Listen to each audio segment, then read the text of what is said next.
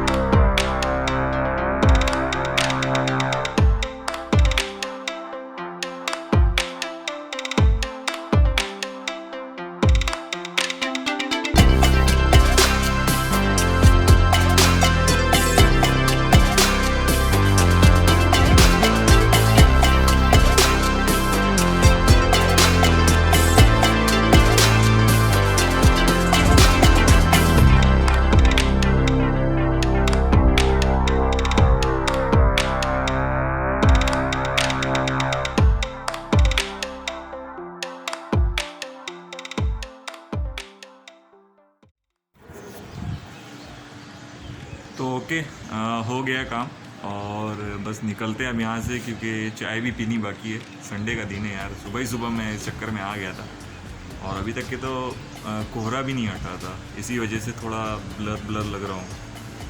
तो बस निकलते हैं।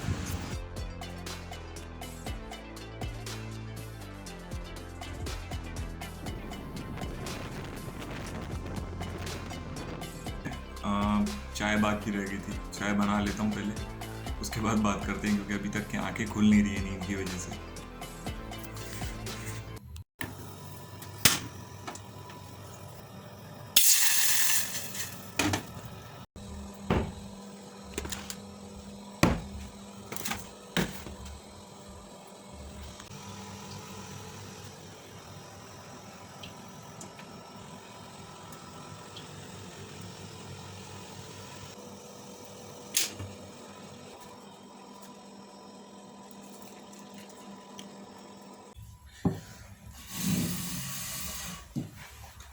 तो आ गए भाई।